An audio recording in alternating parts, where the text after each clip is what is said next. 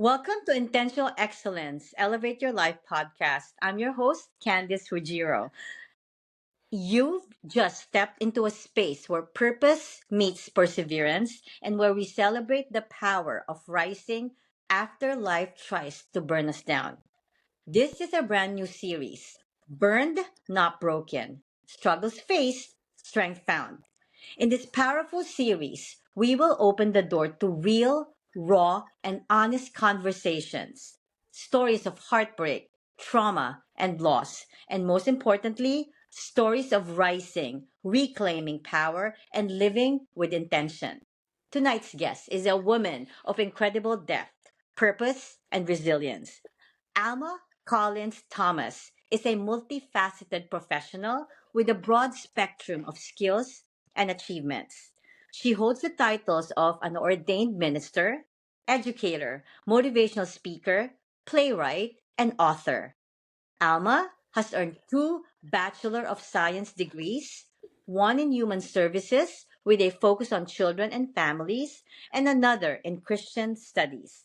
She is also a Bible school teacher, the author of two debut books, Dream Killers and From the Waiting Room to the Recovery Room, and a co author of several collaborative books, including Love, Marriage, and Divorce.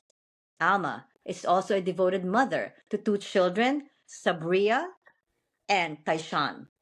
Tragically, Tysean passed away in 2009, leaving a permanent imprint on Alma's life and journey. Alma is also a stroke survivor, having suffered a major stroke just 2 years ago. And yet, even from her hospital bed, she continues to uplift, inspire, and teach. She is a true warrior, and we are honored to have her with us tonight. Alma, welcome to Intentional Excellence Podcast. How are you, Uh, Alma? I'm doing fine. Thank you for inviting me to share my story on your platform. I'm really excited to be here tonight. And I know already that this is going to be a powerful podcast because I'm everybody's gonna learn from you. I will learn from you, and I can't wait to start. Alma, my podcast is global, so let's share where we are. I'm in Florida, in America. Where are you Uh, from, Alma? in New York, in Ooh, which America. part of New York? I was in New York for almost 20 years. Which part of Uh, New York? I'm on Long Island. In Long Island. All right, I was in Westchester County. Okay. All right. Well, nice to meet you. Nice All to meet right. you also. Please know that it's a privilege to have you on this show. Okay. And Thank to our you. listeners, you're welcome. And again, to my listeners, I forgot to introduce myself. Again, I'm Candice Ruggiero. I'm a keynote speaker, podcast host, live show host, and an education expert. Please know that in this space, I'm just a woman holding space for powerful stories like Alma's to be heard and felt. Alma, are you ready? Yes, I'm ready. Got to leave the Do you light want on. to add any, my friend, do you want to add anything? Did I forget anything about you?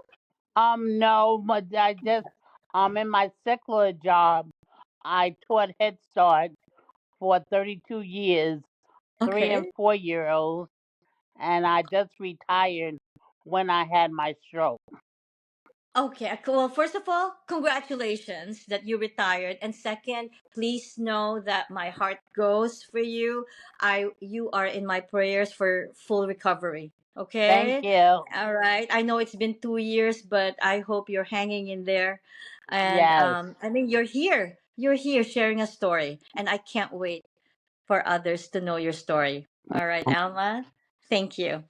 All right, let's dive right in. So, Alma, every powerful story starts with a real and raw struggle. Let's open the doors to yours so our listeners can truly connect with your journey. So, Alma, can you take us back and describe the struggle or painful season that you faced? What Um, was that time like for you? One of the most painful seasons that I was in was when my son passed away at 18 years old. He had a massive heart attack, and he passed away. And during that season, everybody was telling me, "Oh, you're so strong. I don't know how you do it."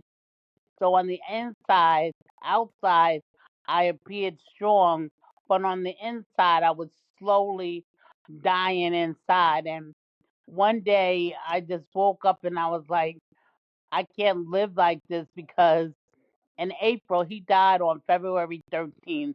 And April was his first birthday in heaven. And I woke up that morning and I poured all my high blood pressure pills in my hand. And I said to myself, I was like, today is my son's first birthday in heaven. I wonder if my grandmother's baked him a cake. Are the angels singing happy birthday to him? And I said, for 18 years, I made his birthday special. Nobody can celebrate his birthday like I can. And I decided not that I wanted to be alive, but I wanted to spend the day with my son. And like I said, I put all the pills in my hand, and I know that there is a God because I heard a still voice say, if you do it, you'll never see him again. And I put the pills back in the bottle except for two. And I took two and went to bed and went to sleep. And when I woke up, that's when I decided that I have to stop pretending to be strong for people because I'm saying I'm a minister and I minister to people through this, but I can't minister to my soul. And I went to EAB, which is the mental health piece at my job, and the therapist was able to let me see the things that triggered me. Like I would be thinking, people would say to me, "Oh, my 95-year-old grandfather had a heart attack and he survived." And in my mind, I was thinking, "Why did your 95-year-old grandfather survive and my baby didn't?" And then people would be telling me, um, at least he's in a better place. And when you get to that point, you understand that he's in a better place. But in the beginning, the better place was in his bedroom. The better place was at the dining room table. And I was thinking in my mind, why don't you let my son go and come back and let your child go to the better place? And tomorrow you tell me if his bedroom was still empty, if his seat at the dining room table was still empty. So once I went through the therapy, I was able to trigger things, to identify the things that was triggers in my life. And the most important thing I decided was I wasn't going to pretend no more. It's okay not to be okay. You Yes. know Yeah. anything about the African American family and church that we puts things under the rug. We don't talk about our feelings. And if you're a minister, it's all right to take your blood pressure pills. It's all right to take your diabetes pills. But once you start talking about you need pills for depression, you need pills for anxiety, then you're crazy. You're possessed by a spirit.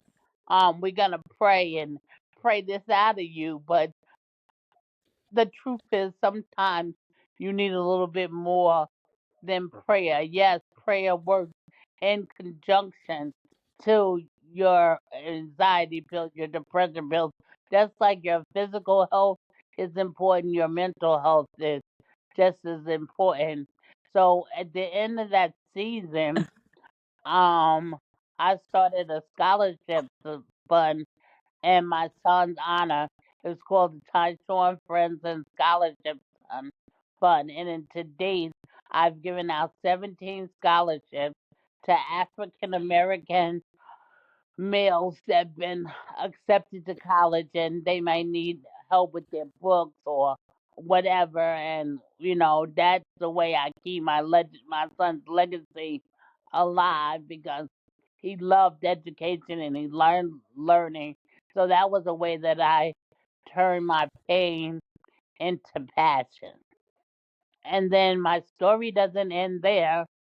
After my son passed away, a few years after, we had a fire in my complex, and my apartment didn't burn, but it was water damaged, and the whole row of apartments was condemned.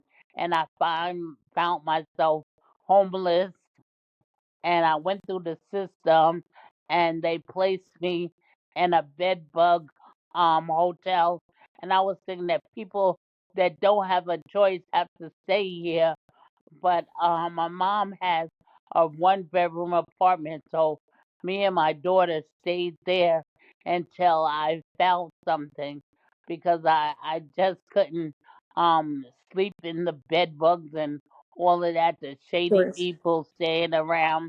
So then you think, okay, life would be okay for me.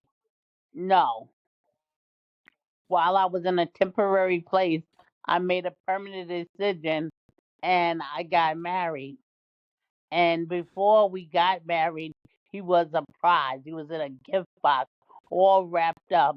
But once I took that paper off and found out the real him, he was on drugs, and he refused to admit that he was on drugs. He was in denial. So you can't help someone who is in denial. So I got a divorce, and I found out that he had left me in financial ruins.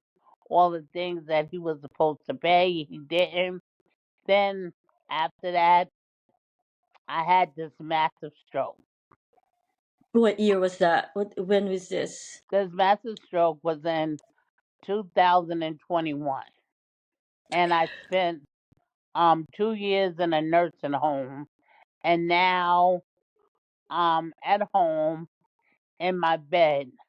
But you know what? In life, you have a choice to be better. Are you paralyzed? Are you paralyzed, Yes, Alma? on one side. So, but in Can you life, stand up? Do you no, get? I mean, no. no. I have a Hoyer lift, something that lifts me from my bed to my wheelchair. But in life, like I was saying, you have a choice to be better or bitter, and I chose to be better. Um, that before I had my stroke, I wrote 2 books. After I had my stroke, I've written 4 more books on my telephone with one finger. Because you see, in 2021, I almost died. They didn't expect me to live. They called my family to my bedside, and they said, if you want to see her on this side, you got to come now. And I refused to die with my purpose inside of me. So once I got better, I was looking at, okay, I love writing, but I can't write now because my side of my body that is affected is my dominant side, the side that I write with. But I said, when I text with one finger on my phone. I can write a book like that and send it to the editor. See, each and every one of us have purpose in life. I'm going to tell you, when about 20 years ago, it was prophesied that I wasn't just going to be national, I was going to be international. And so Wow. all that things that I told you about happened, and being an international speaker was but on the back burner. It was never the right time. And then 2 years ago, my apostle, before he died, he said, "You're not just national, you're international." Now Okay. I'm laying in my bed, I'm unable to move, and I believe God that I'm gonna walk again. But right now, I'm in a temporary situation. And then I began to do these podcasts, not to get my name out there, not to be famous, but to share my story with other women that you might be going through hard times. Your situation might seem dark and dim, and there's no way out of it. But God has a purpose for us, and He Right. has a destiny. And I began to speak on these podcasts 2 years ago.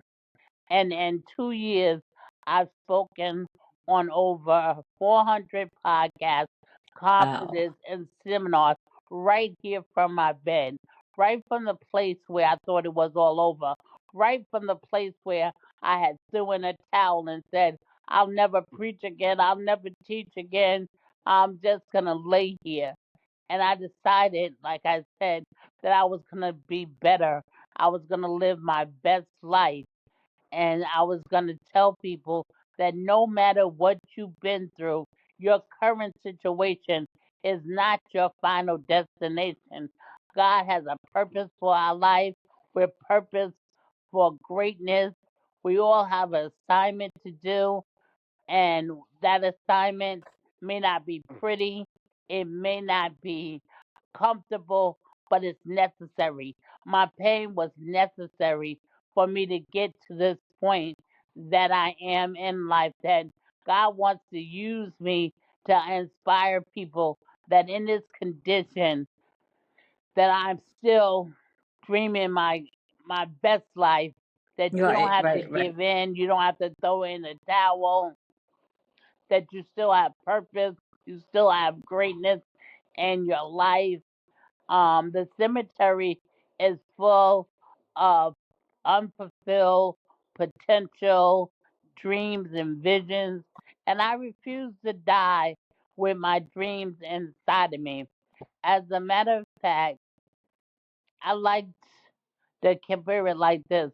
When we were in high school, junior high school, our friends would dare us to do something, and we would do it because they dared us. And when we got home, our parents would say, "Why did you do that? Alma, why did you?" "Oh, they dared me to do it." So on tonight, to your listeners, I double dare you to dream again, to reach deep inside of you to those dreams that you rocked to sleep, those things that you never had, and take a step. That if you want to go back to school, take one course. If you want to start a business, get your EIN number. Whatever it is that you want to do, move. Don't just stay there. If you, excuse me, Martin Luther King said that if you can't run, then walk. If you can't Right. walk, then crawl. As long as you're moving towards your destiny. Alma, oh my God. Like, yes, I invited you here. I never expected this. I never expected this. Um, you just moved me right now. Like, I don't even think I can speak. Um, thank you for being so open and vulnerable. Hearing your story kind of takes me back. I just want to, there's so many things that you said. I love reflecting on it because a lot of the people will resonate with your story. Now, I just resonated with yours, one part. Like you're hearing your story, Alma takes me back to something deeply personal in my life. Like my dad passed away when I was 11, he was 49. And then years later, my brother passed away at only 29. And I still remember the way my mom broke down. She was devastated both times. But when my brother passed, I saw something in her I will never forget. Like Alma, in her deep pain, she kept repeating this word. This hurts too much. I was like staring at my mom. This hurts too much. I remember her saying, "It's not supposed to be like this. It's not supposed to be your child." There was like I saw my mom with guilt in her eyes, sorrow in her words, and like she was just heartbroken in her spirit that I'll never unsee.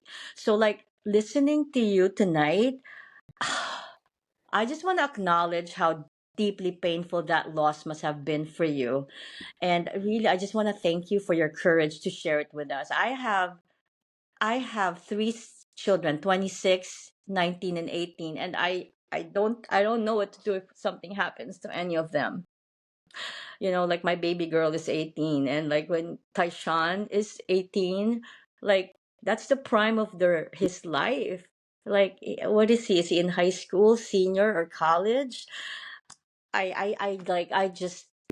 don't know. I don't know. You're here. You're so strong. You are so strong.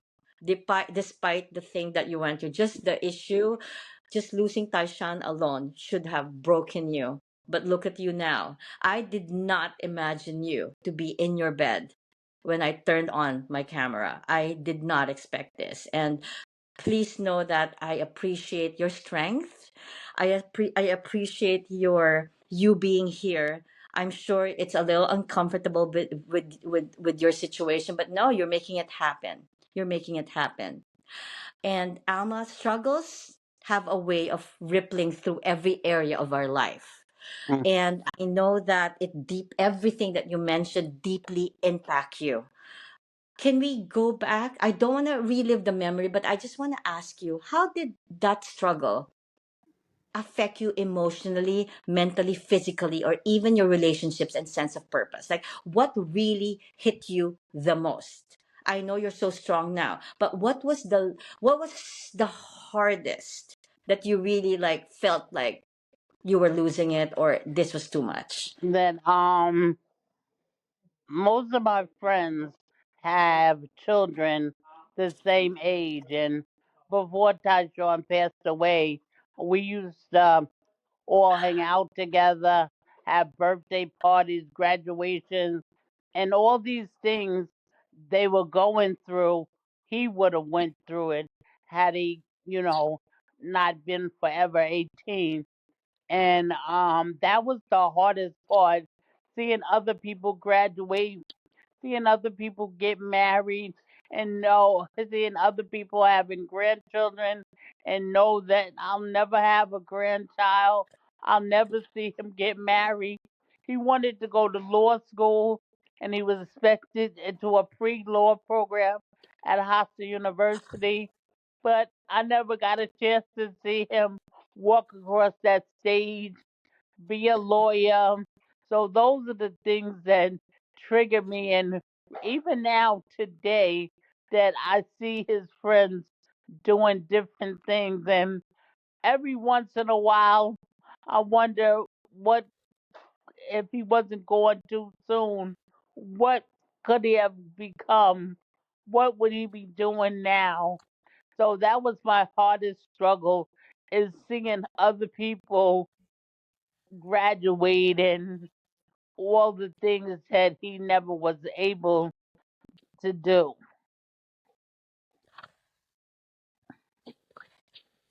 Okay.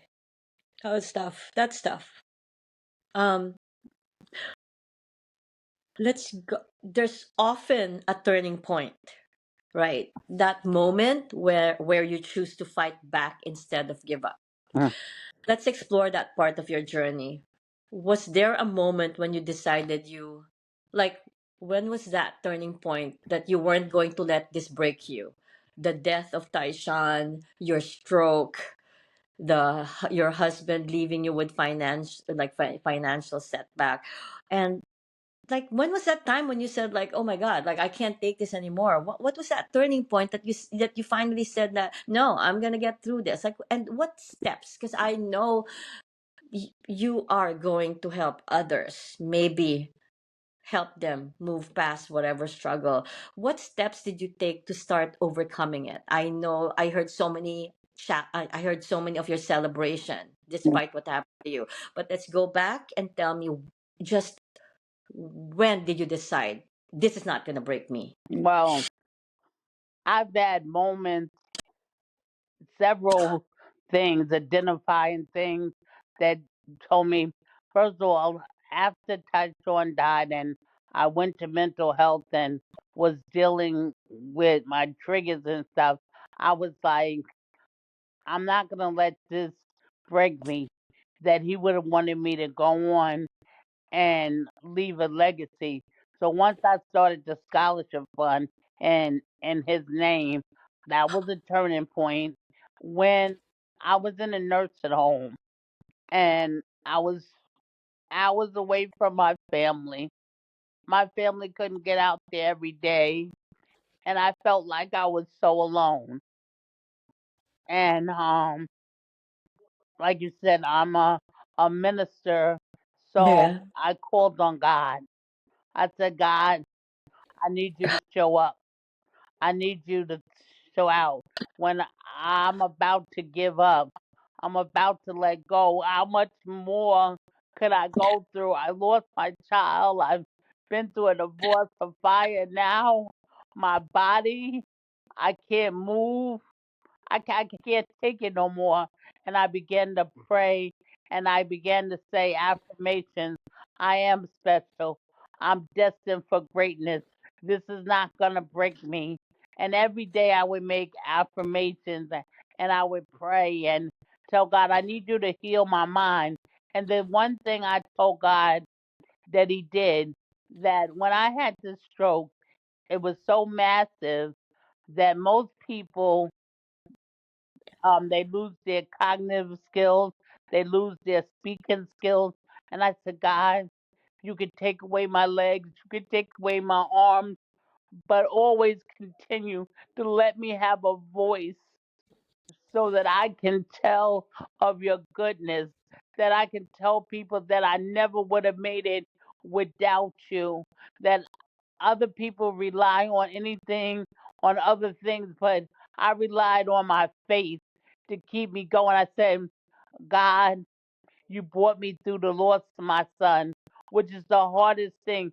I think that having a stroke, all the things that follow, the reason why I was able to go through them is that I went through the hardest thing first. The hardest thing was seeing them put dirt on my son. And like your mom said, it's not supposed to be that way. We're not supposed to be burying my child. It's at a time when I'm supposed to be planning his graduation party at a time that is the time of his life, and yet and still I'm throwing dirt on him, and that's was the hardest thing. So everything else that came after, even though it was horrible things, it was things that hurt, but it couldn't break me because God had already brought me through losing my son. So nothing else could break me. And I decided, like I said, to live my best life, to use my voice to inspire people. Because you know what? I said, God, if I can inspire one person a day, then my living wouldn't be in vain. All the pain that I've been through wouldn't be in vain if I could just change the life of one person that's given up. I don't know what to say. Like I don't know what to say. Like I feel like if you can have this much hope despite everything that happened to you, like then everybody has a chance in life. Everybody has a chance in life. Like I believe that resilience doesn't happen overnight, Alma. It's built through the hard days and Yeah. small victories. Um um You're amazing. I just want you to know that. And I feel your power. I feel your heartache. But now I love how you're turning your pain, your struggle, and heartache into your power. I've never met, first of all, I've never met anyone who struggled as much as you did. Like I've had this podcast. I've heard so many trauma. I've heard so many struggles, but yours deeply touched my heart right now. Like just really. But I look at you now. I've also never met anyone who is as strong and hopeful and powerful as you are. And I know that resilience is built from all the struggle and pain. And I feel that you are probably the most resilient person I know. I thought I was, but we are all resilient in our own way. And I feel that when a person is called resilient is because he or she are able to really embrace what happened to them and make it use them to make them a better person. And I think that's what you're doing. Not You're not just helping yourself maybe heal from what happened to you, but you have such a greater purpose. You are just motivating everybody through your speaking, your writing. Like, I want to be at your place, at your spot. Like, I just started becoming a speaker. I'm writing, I'm podcasting, but I want to be you. Like, I want to do what you're doing. You said 400 podcasts. You're speaking internationally despite what you're going through, despite what you went through. I I don't know. I have no words to express how amazed I am with your resilience. And I just want to say thank you. If people knew everything about you, I'm sure that they'll know that, hey, I have a chance. I have a chance in life, right? Yeah.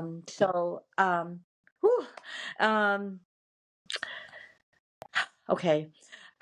So how are you doing now? Tell me, what is next to you? What is next for Alma? Well, right now I'm working on my master's in theology. I have Wow. one class down. Um, this year, I'm getting leader of the year and student of the year, so I'm working on my master's. But the most important thing I did is that, like I said, I learned to accept the things that I cannot do, and I embrace the things Yes. that I can do. And I thank God every day that I still have a voice. That if I want to be the change that I want to see, then I have a voice to do that.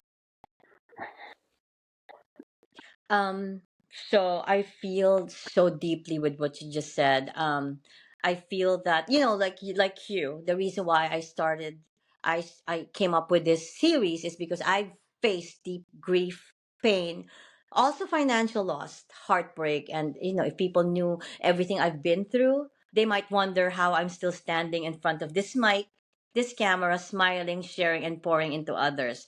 The truth is, I guess you and I have learned to embrace every single challenge that you and I faced, and we both didn't let it define it.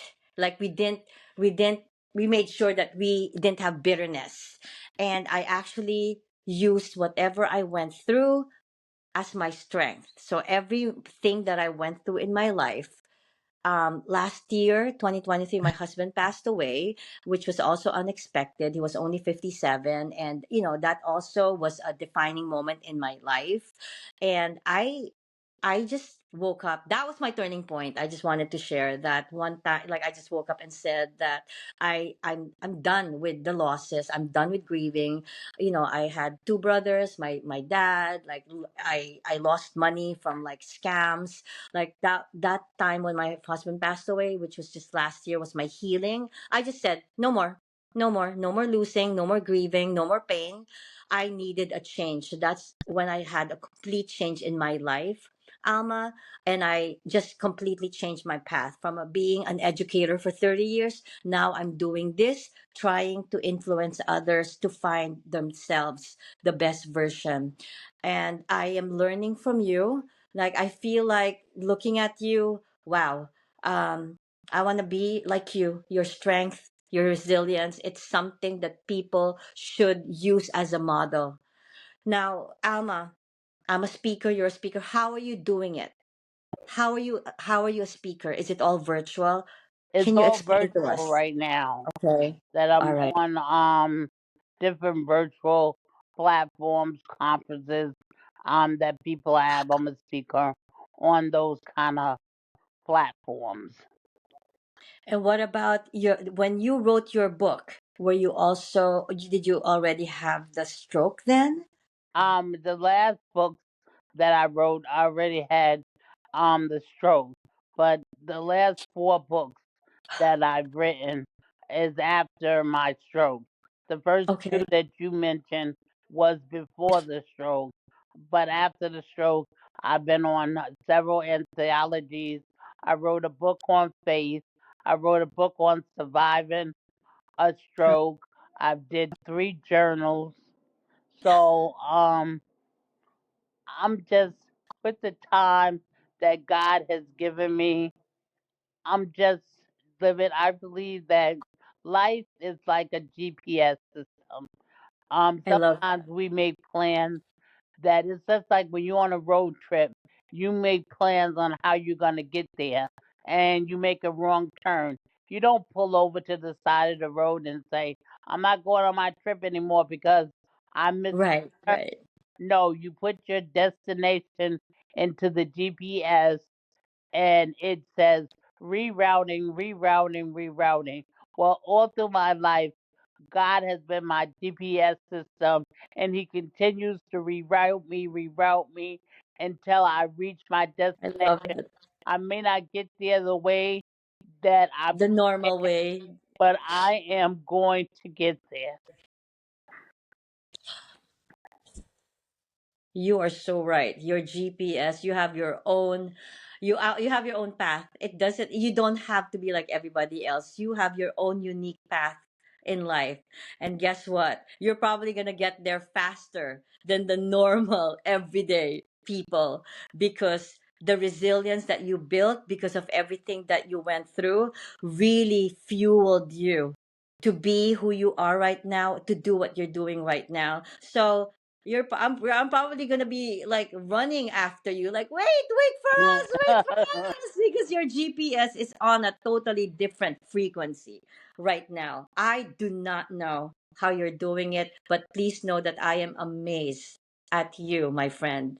You are such a powerful, inspiring, motivational person. And I really hope that my viewers, my followers, and everybody will get to watch this podcast because it moved me.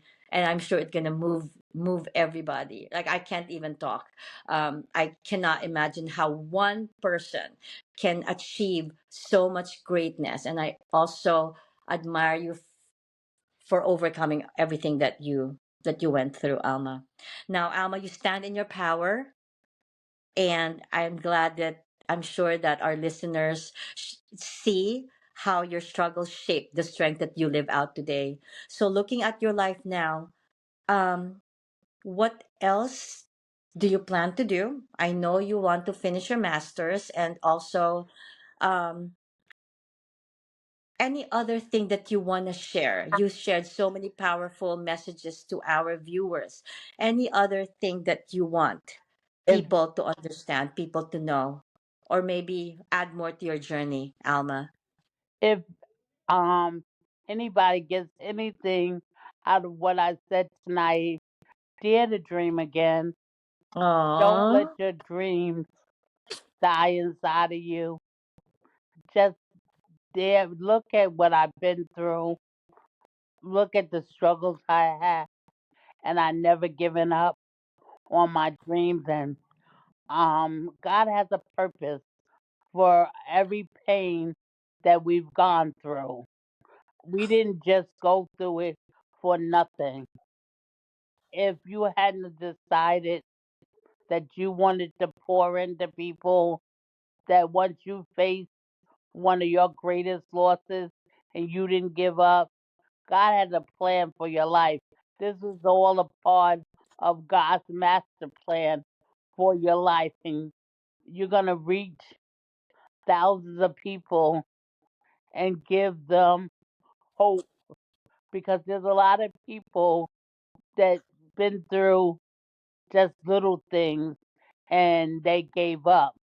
But when they see people like us that's been through hell and back and we don't look like what we've been through, they know that they can make it another day.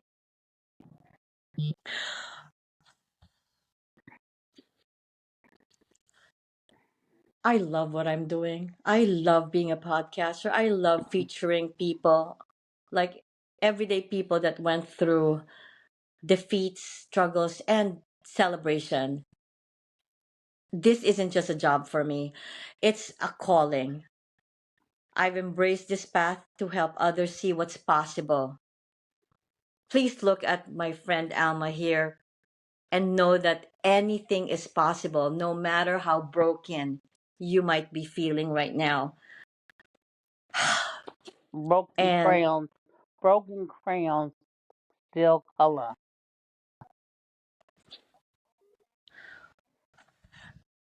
you're my inspiration right now. I never thought that. I'm just happy that I had so many offers. I read so many bio. I had no expectations of how this podcast is going to turn out. You completely changed my heart, changed my I didn't know. I had no expectations that this was going to be like this. I am proud to have met you, and I will continue to share your journey. It's not just going to be in this podcast. I promise to spread to my followers your books, your links, whatever you're doing so they can follow you, not just to follow you, to learn from you because you are going to change or you are changing lives, Alma. Please know that. I have never met a strong woman like yourself. Never, Thank never, you. To never, God never. be the glory. Um, Before we wrap up, I always invite my guests to leave a lasting imprint. You said so much. But if there's a message, Alma, a wisdom or encouragement for those still walking through their own fires, if you could leave our listeners one message quote, what would that be? So that one thing that they would remember you by, what would that be? By it's a quote by Frederick Douglass. If there's no struggle, there's no progress. Love it. And it's those struggles and defeats that mold you in becoming the person that you are right now, right? Yes. We are who we are because of what we went through in life, good and bad. It makes us whole. And I feel you're not broken. I look at you, you're not broken at all. You are full, you are whole, and you have such a beautiful soul. You have a beautiful light, and you Thank are you. an inspiration, Alma. Alma, if our listeners want to connect with you, how can they reach you or follow your journey? Facebook, Alma Thomas. And when I publish this, I always share it in my multiple social media platforms. I Before I publish it, I'm going to reach out to you so you can give me direct links so Okay. that when I share it with everyone, they can directly contact you. Okay. And please don't stop what you're doing. Please, I beg you. People need you. I need you. Thank you. People need you. Please know that yes, your healing is our strength. Like we watch, I am learning from you right now. Everybody is a lifelong learner. I you are there for me to follow. Thank you. Now And I feel like anything that happens to me, I don't think there's anything I can't do because I'm watching you right now, because I'm looking at you right now. thank you. Thank you And for you are inviting me. you're beautiful. You're a beautiful person. You're a Thank you. beautiful soul, Alma. Please say hi to your daughter I for me. will. How old is she? I She's have a daughter too. she's She's my 22. okay. She's getting ready to graduate with her pre-law degree, and she wants to go to law school, so she's following in her brother's footsteps, Aww. and she has some pretty big shoes to follow. Well, yeah, she has a mom like you. She has a mom like you. They are who they are because of you. You are modeling resilience. You are modeling strength, power, beauty. And I thank you. Thank Thank you, you for thank you, thank you. having me on your platform and allowing me to do what I do best, be me. Yes, and never change. Please don't change because you're beautiful Thank you. inside out. All right. So whether I want to invite everyone, if you want to connect with me, oh my God. CandiceRuggiero.com, my social media, linktree/CandiceRuggiero. And I'd love to continue empowering and growing with you, with everybody. Oh, To everyone listening, please know that you may feel burned, but you are not broken. Life has a way of throwing fire at us, but that fire can refine, not destroy. So please don't lose hope. Before I wrap up this podcast, my dear friend, do you have anything else that you want to mention before I wrap it up? no, just like I said, thank you, thank you, thank you Yes. for inviting me on your platform and allowing me to be me. That's the only way I can show up is as me. And thank you for embracing me and loving me and just encouraging me that what I do is not in vain, that people are being inspired and motivated to live their best life. If you're thinking of going to school and you're giving yourself reasons not to, look at Alma. If you're suffering from any illness, please know that you can overcome it. Look at Alma. If you are experiencing grief of any sort, please know that in time it will heal. Look at Alma. Just please know that we have role models to follow. Remember, you're still here. Remember that you are still here no matter how painful or how hard life is. Remember, you're still here. That means that your story isn't over. So, everyone, live with intention, grow with purpose, and walk with excellence. And until the next time, please stay strong, stay rooted, and stay intentional. Alma, again, from the bottom of my heart, thank you for sharing your story. It will never be forgotten. It will never be forgotten. You will not be forgotten. Love you, my friend. Love Take you, care. love you. Good night. Good night, everyone.